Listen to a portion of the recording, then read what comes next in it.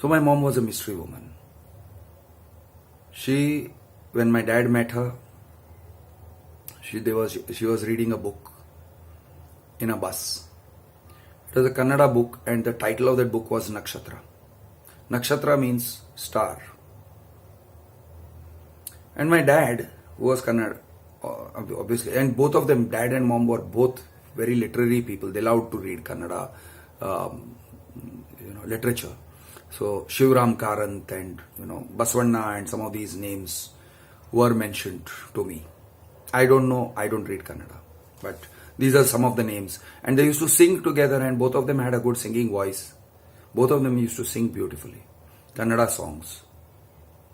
So one song was like, Sada enna hrudayadalli Vasa mado Shri Hari. So, songs like that. They used to sing beautifully. They used to sing while mom was cooking, and dad would join her in singing. The mom was reading this book called Nakshatra in the bus, in the BEST bus. And dad, who was then working in the Financial Express or at Nariman Point. Oh no, it was not Nariman Point. I think it was Ballard Pier. Ballard Estate. No, not Ballard Estate either. It was near, it was somewhere towards Colaba. It was a place near Colaba. There are the docks, Sassoon docks, near Sassoon docks. And dad sort of said hi, sort of reached out to her by saying, Nakshatra, he says. Now that was a Kannada book, Kannada title, so only a Kannada person could have read it. So, Nakshatra. Then he says, can I borrow that? He was around 30 years, my dad, handsome man. Clean shaven, nice guy. He looked like an actor back then. And he says, Nakshatra, And my mom then gets talking to him. And then he borrows the book. He says, can I borrow it? Borrowing a book is a great way to get acquainted with someone. Great way to start talking to a girl, meeting her again. It gives you a reason. I think she knew it. They both knew it. They both knew what they were doing. And so they met. There were many bus rides. My mom and dad used to take long bus rides. Taking bus rides, by the way, folks, it's an amazing thing to do. If you love a girl, you want to spend some alone time with her, not sexy time, but alone time, romantic time, just go and sit in the front of a double-decker bus, a long route, and just go to the end of that route and come back. If it's a good route, nice. You maybe in an air-conditioned bus, or maybe you can sit in a train and just travel, go for, Churchgate to Virar, Virar to Churchgate, finished. Enjoy your time together. They used to do that. They used to sit in buses.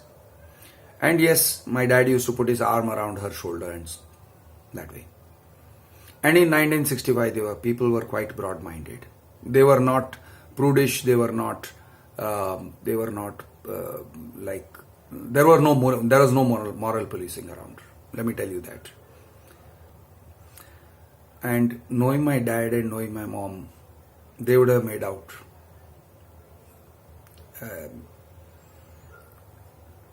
Dad was a handsome guy, but he was a horny guy too. Yeah. Mom was also a pretty, shall we say, sexual person. She was a romantic. And they met. And he would have found a strange person, a strange woman, a strange girl, who at the age of, that when he met her, she would have been 20. She was living in her uncle's garage in this building, Sham Nivas. I think the building is still there, near Mahalakshmi Temple. Her uncle's garage. Why? Because she didn't want to live in the house, or he had thrown her out, or something. But this girl, my mom, knew a bunch of ministers And she used to walk in and out of Mantralaya, and my dad would go with her. And he was in awe of that. Like, she's walking in and out of Mantralaya, going and meeting ministers. And she knew people. She would walk in and out of the police commissionerate. And she ran a school. She didn't know where the salaries were coming from.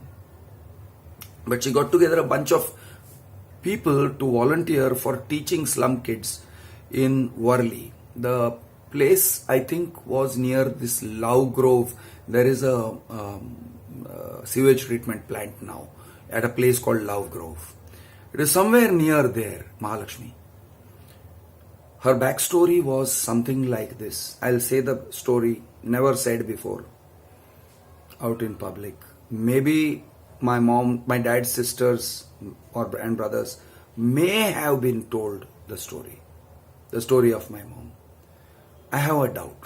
I think dad even didn't share it with his brothers and sisters because my mom was extremely paranoid about it being shared. Was there another remnant of her past? Yes, there was. The thing is, my mom had not one but two stepfathers. I don't know how and I don't know why and I don't know the connection. So the name on her SSC certificate is Vardappa. So her name, my mom's maiden name is Padmavati Vardappa. An orphan brought up by a farmer, a mine owner's daughter whose parents died in a car crash. Possibly, so my mom was born in 1942, maybe she was 2 or 3 years old when this car crash or alleged car crash happened. So let us say 1945, the year of the World Wars, the World War II. Mom, it seems, had a lot of wealth growing up, which she gave away, she gifted away to her stepsister, her elder stepsister, sometimes to her mother. She gifted away. I can't imagine that scene. I can't imagine it. But a child gifting, a small girl, 10 years old, gifting, let us say, an expensive necklace. A small girl owning property, owning wealth, which she then gifts to her mother or withholds from her mother, etc. I find it strange. I find it difficult to understand. Did it happen? Didn't it happen? I don't know. I don't care. I do care, but it doesn't matter. And dad was earning a salary. Imagine a 30-year-old guy. I mean, his father, my grandfather was still alive. My grandfather's name is also Krishna Rao. He was a village Shanbhog. Shanbhog is chieftain, a village chieftain. So let me show you my dad and mom, and let me show you my grandfather and grandmother. So this is my dad and mom. Now that is my grandpa and grandma, Krishna Rao Senior and Sitamma Rao. So that's my grandpa and grandma and my mom and dad.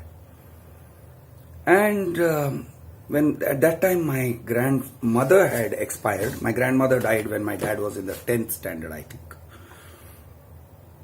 She died when she was 40 and she had already born 13 kids, of which 9 had survived and grown, and the remaining had died in childhood, as it used to happen in those days.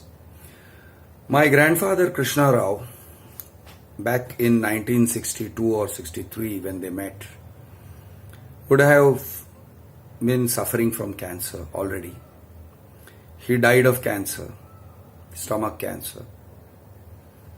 And my dad was the guy who who nursed him through his last days until one day he was no more. And he used to also go to work. He used to go to his job and come back and then sleep in the hospital where he was lodged. And then he was also kept at his elder brother's place for a long time.